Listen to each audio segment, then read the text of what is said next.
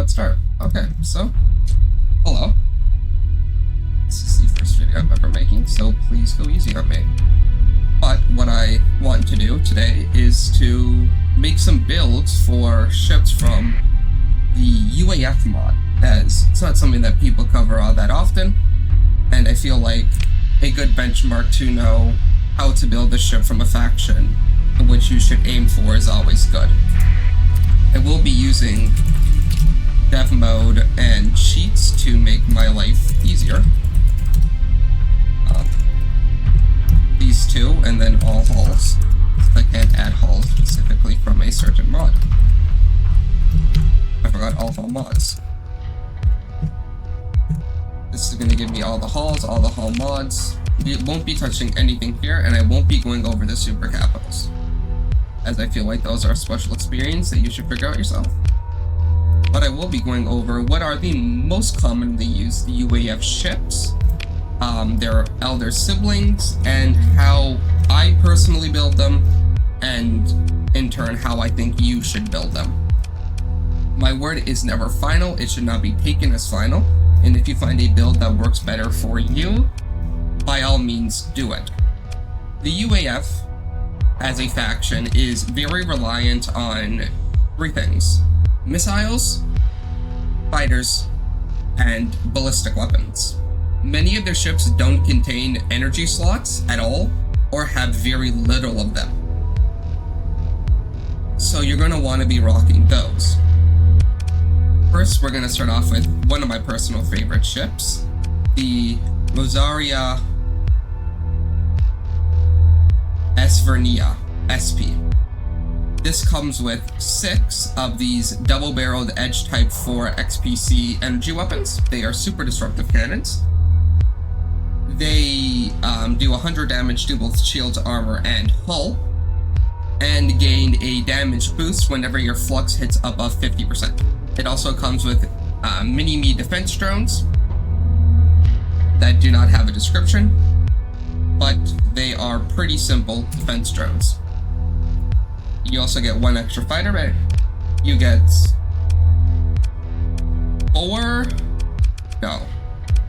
8 medium hybrids in the front, 1 large universal in the back, with 4 more medium hybrids, and then 4 medium synergies.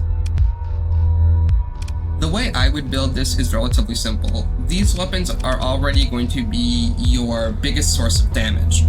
So you have one of two options. Either A, these are largest weapon. Either A, you go for more point defense in the form of whatever point defense you have at the time.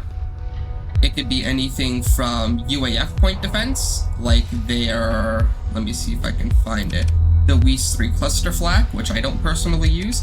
Devastators work well. And they have one more. Where is it? I probably scrolled past it. I cannot find it. Is it a medium? Yes, the Traya 30 Siwas. These are all phenomenal point defense options. Or alternatively, you can go for more damage. Remember, you are going to want to be constantly sitting at above 30% of your at above 50% of your total flux capacity to get the fullest out of these 3 weapons. And mind you, not all of them can fire forward. If you take it into a simulation, they don't fire direct forward. They can fire in about, I would say that's about 45-ish degrees from the front. 2 of them can, though. And you're always going to want to make sure that these weapons are set to alternating. Or linked, actually, my bad. Very strong weapons. Now, with how I would build this. First, for hull mods, you're going to want your pretty basic suite. You're going to want armored weapon mounts, increases rate of fire. You're going to want dedicated targeting unit for more range. And then you're going to want, if you're S-modding it, you're going to want expanded magazines. If you're not S-modding it, don't bother. Then you're going to want your pretty typical flux stuff and your shield stuff. So extended shields if you want hardened. Flux Adjudicant is going to be really good because more flux capacity is better on this ship. And yeah, that's all you necessarily need to create a good build in terms of hull mods on this ship. Since I am running best of the best, I can indeed get 3. So I'm going to go for Flux Adjudicant built in. With Armored Weapon Mounts, Dedicated Targeting Core, and Flux Adjudicant all built in. That's my 3 hull mods used up. And for the fighter, you're going to want something cheap that is going to work well with the mini-me defense fighters. Anything here works, in complete honesty. You can go for fighters, you can go for an interceptor, you can go for truly anything. The world is your oyster in this case. You are going to want to keep it relatively cheap as you don't have the highest amount of ordnance points. 340 is a lot, but you will be decking this thing out head to toe in capacitors, vents, and weapons. So just for simplicity's sake, I'm going to go for one of these Varina Standard Aurora Tech support fighters. They're heavy support craft. It will work about the same as the Mini-Me with slightly higher minimum range, while also being less tanky and slower. So overall worse, but I digress. Here, you are going to want homing missiles. The reason is none of these point directly forward, where you would normally put a semi-brave or something like that. So you're going to want missiles that are going to be able to do well, and you're going to want support missiles. The reason why I say support missiles, because you do not want to be worrying about your missiles. These weapons and worrying about your flux is hard enough already, in my opinion. So those are going to be your missiles. Any missile works here that can auto-lock. If it tracks, it works. You don't need to specifically go for the Squall MLRS. I simply am because I really like these missiles. Dragonfires would work. Sabos would work. Breaches would not. The Clementines would work. Literally anything here will work. You just got to make sure that it can track a target on its own, and it will auto-fire. The higher the magazine, the better. Also, for the large universal slot, now if you're short on ordnance points, you can leave this completely empty, as this is a ship that's going to be facing forward, and with the way that the UAF is, you're going to have so many fighters on the field that most of the time enemy fighters won't sneak behind you to snipe your engines. But if you have ordnance points left over, I would highly suggest grabbing something there. To make this more survivable, I am going to get un-S-modded hardened shield since you don't get a bonus, and I'm also going to put on un-S-modded blast doors. Increases hull by 20%, doesn't grant you an armor boost, I don't think, no. And that is all. Now, on these larges, like I said, you have many different options here. You can either A, go for a sort of support ballistic weapon, something like a Gauss cannon, or even another UAF weapon would work fine. You could go for point defense in the form of a Devastator or another large point defense weapon, or you can go for sort of shield cracking. But may I also mind you, these weapons cannot aim directly forward, so they're going to be used purely on the broadside, which is why I'm putting plasma cannons. Plasma cannons do cost a lot of ordnance points, being 50, but will easily give you that bang for your buck. You're also going to want to max out your capacitors and even your vents.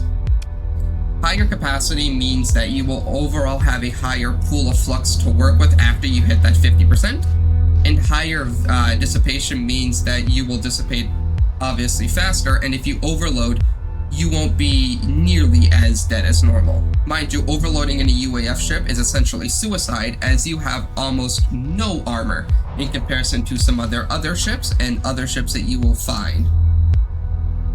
For the rest of the slots, point defense works, or you can go for some cheap shield pressure weapons.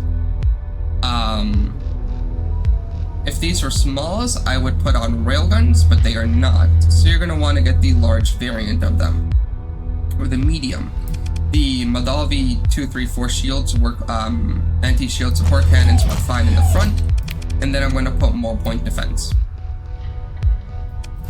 The trend with point defense should be relatively obvious, as you don't need too much else on this ship, as you already have, in my opinion, what are 6 of some of the best weapons in the game if you micro them properly.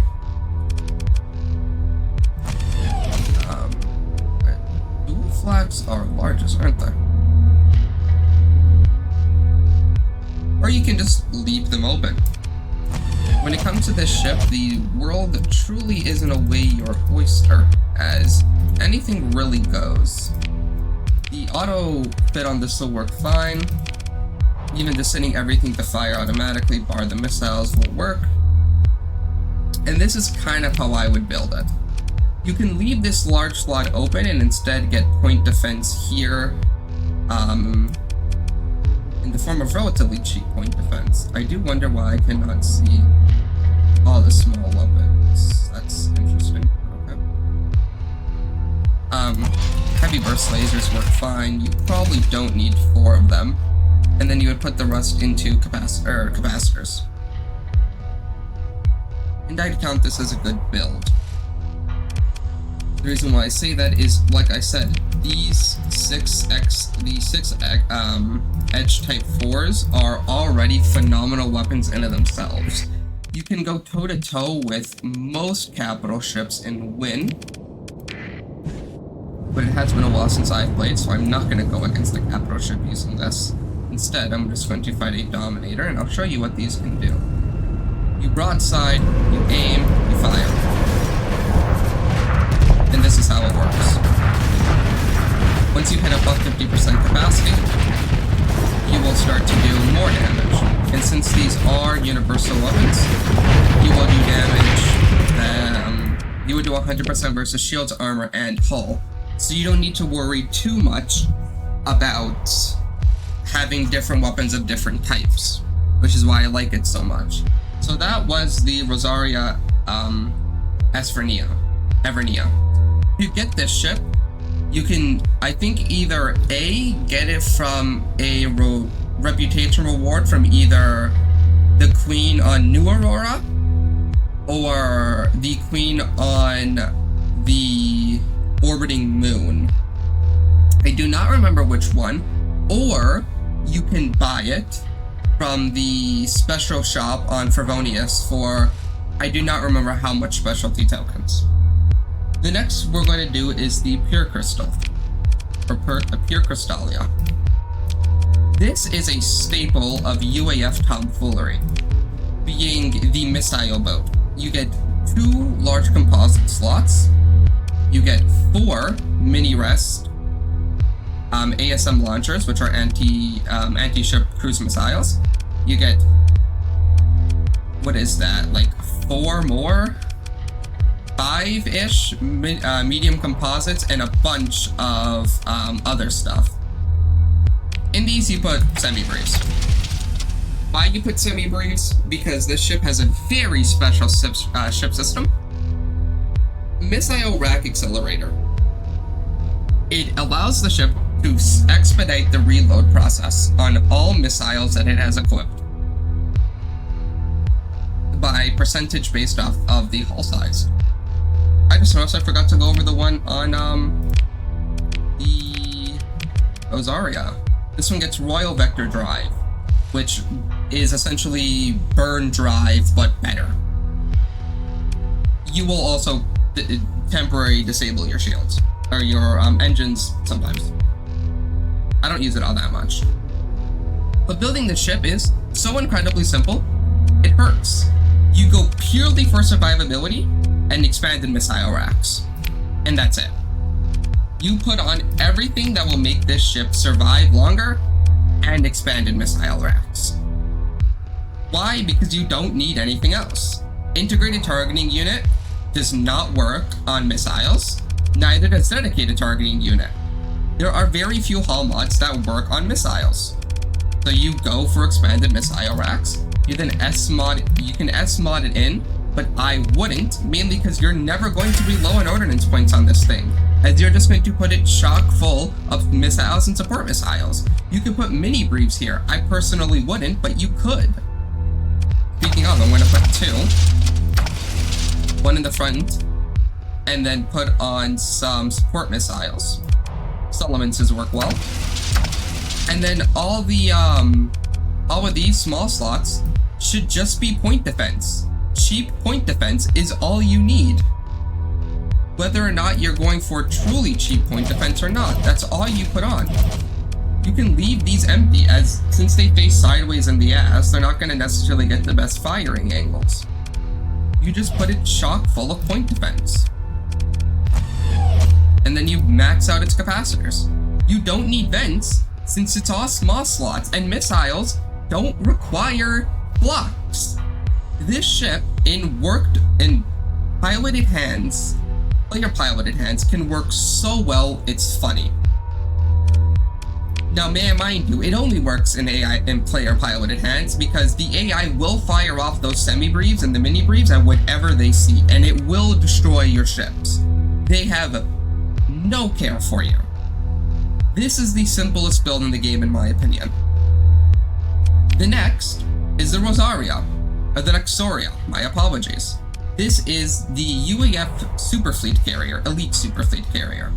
You get 6 fighter base, you get 2 medium universal slots, you get 4 medium missile slots, you get 4 medium hybrid slots, you get 2 built-in Tria Sea-Wiz cannons that have a 360-degree arc of fire. You get 4 small hybrid slots, and that's it. And then 2 small universals in the back. Depending on what you want to do with this ship, you will build it in a massively different way. I will show off 2 fighter loadouts, but the actual core of the ship will stay the same. You can go for one of 2 ways. You can go for fighter superiority, or you can go for bombers. Now, mind you, if you do go for bombers, whether you're using Raftalias, these 30-point strategic bombers, or you're using something cheaper like Meniscars or Hylicants, or even cheaper stuff like Lux Heavy Fighter, or not Luxus, my apologies, or like Capeshes or Longbows, you're always going to want a fighter escort, because you're going to want the fighters to soak up enemy fire and distract their fighters from getting to your bombers. So you're always going to have that. You can either go for very cheap fighters, something like Ponfans or Hyper Arias, or even the gunships, but I would not suggest those, or you can just go for something cheaper, and something that's cheap and still very good, like Luna Moons, or not Luna Moons, Lumania? My apologies, I don't know how to say everything in this mod. A lot of this stuff is relatively weird.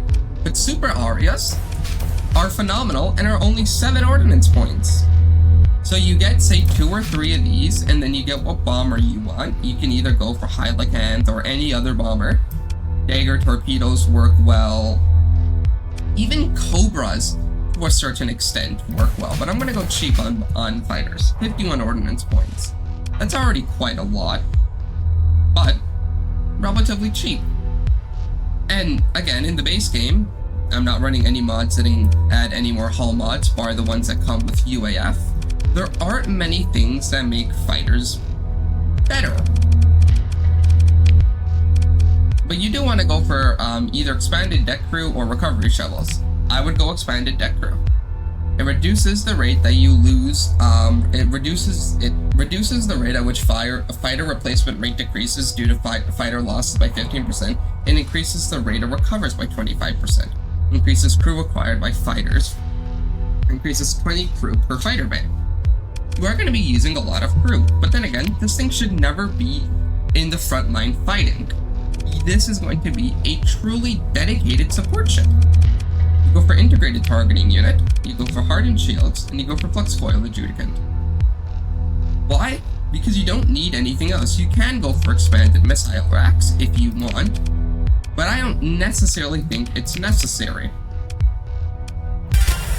as these missiles are going to be purely for support. You're going to put on support missiles, whether you're using Silemences or Chorus, or I'd put Pilums. I love Pilums. They are phenomenal support missiles. 4,000 range, which means that they outrange all of your fighters. They have relatively decent damage and deal EMP. All you really need. On the large universal points, the world is your oyster again. You can put anything here. Personally, I would put another set of support missiles. Why? Because this thing never wants to be fighting. And then you fill everything else with point defense. Max out the capacitors, because you're not going to be making much flux, if any. And that's all you necessarily need. You can leave everything else open. That's the beauty of the UAF ships. You don't need much, since they rely so much on their fighters. So long as you have a decent fighter complement, you're Gucci. For commander skills, there are a few that you're going to want. The most obvious ones, like if you're not piloting this yourself, you're gonna want helmsmanship, field modulation, what's it called? Gunnery implants, weapon mastery, and then whatever else you get for your last one if you're running 5 skills. I'm not going to be doing commanders in this video. Maybe I might, depends on how much time I have. But pretty simple. This you're going to want the same. Since you are using a support carrier, you're going to want to not have a steady one, but you're going to want to have aggressive, so that way the fighters and bombers don't automatically support another ship instead of attacking a target. Time for the Isonoria. Now the Isonoria is a very interesting ship.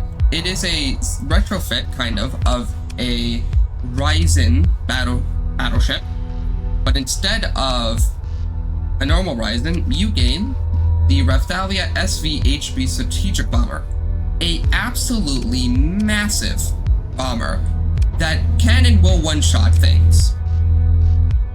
It gets some incredibly strong bombs.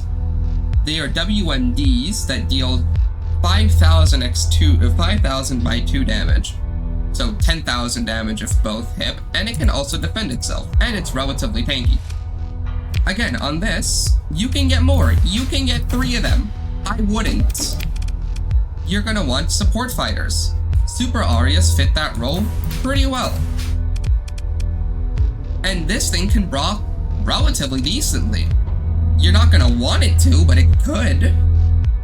You would build it like a relatively normal ship. These large medium hybrids are going to be your main damage. I would personally put something that can deal good damage to both shields and hull on these, so that way you don't need to juggle multiple weapons, but it's completely fine if you don't. It's not necessarily required. The UAF have a lot of very good weapons to put on these because they're made for it, but if you don't want to use UAF weapons, if you're going for an anti-shield, I would go for either a Mark IX autocannon or plasma cannons. They're expensive, but they're good. They're my personal favorite weapon in the base game. Tachyon lances also work well. They have longer range and do about the same damage. I'm gonna go for 2 Tachyon lances. You're gonna want this thing to stay back.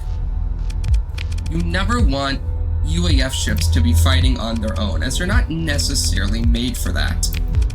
And you're gonna want the relatively normal stuff. I put Flux Coil Adjudicant on almost all my ships, as more flux is never a downside. Then you get expanded deck crews, and you S-mod in whatever you want. For the side medium ballistics, I'm going to be putting on dual flaps. For the front medium universal, I'm going to be putting on, where are they? Probably these, the Tona 2-M 225 railguns. They're anti-shield railguns, which will work quite well with the Tachyon Lance. You're probably going to want anti-armor, just due to the fact that beam weapons aren't the greatest at getting through armor. Then, you put on some anti-armor weapons. You can either make those ballistic or energy. It does not matter as much on this ship. I'm going to be putting on some heavy maulers, because they're relatively cheap in ordnance points, and they do good damage for their cost. Then you just want to fill it out with CWIS. CWIS is going to be your child when it comes to the UAF. They have a lot of very good options for CWIS, which is point defense. I would put point defense here, I'd put it here, and I'd put it here. I would not put out anything in these small hybrids, just because you don't really need to. It's not necessarily as worth it at that point for the OP cost, or the cost of ordnance points. And this is what it would look like. I would put on about the same captain skills. I'll do captains in a second. And I'm going to do one more ship. I'm going to do my personal favorite ship, which is the standard Relaru. I feel like this is the most well-rounded of all the UAF ships, and works incredibly well both as a flagship controlled by you, and a flagship controlled by the AI. Stretch it. I'm going to do its older brother, the Relaru SP. It's just better. Now, the Relaru SP, you're probably going to want to use this as your flagship. It's a relatively good ship, it's cheap, and it can hold its own against most targets. Again, on this, you're going to want support fighters. Relatively cheap support fighters. I am going to go for Reservoir Interceptor Wings. These are going to be used mostly as to just support the ship, not do too much damage on their own, but they will handedly take care of any fighter that gets near them. For the two large hybrids in the front, I'm going to put on the Sierra 2 452 SXC multi-purpose AP cannon. These will do extra damage to shielded targets. Instead, you could put on the Kanchi 609 SXC HE cannon, which would do more damage against hull. It depends purely on what you want. You could do one or the other, you could do both, it does not necessarily matter. These medium universal points are going to be the next things I fill out. And these can be anything. You can put semi-briefs if you want. I wouldn't, because semi-briefs are 35 ordnance points, which are expensive, but I would put missiles here because they're on relatively weird arcs, and you have more than enough slots to fill out with actual damaging weapons. You have a lot of stuff on here. So, I'm gonna put on, let's see, not too sure. Pilums would work.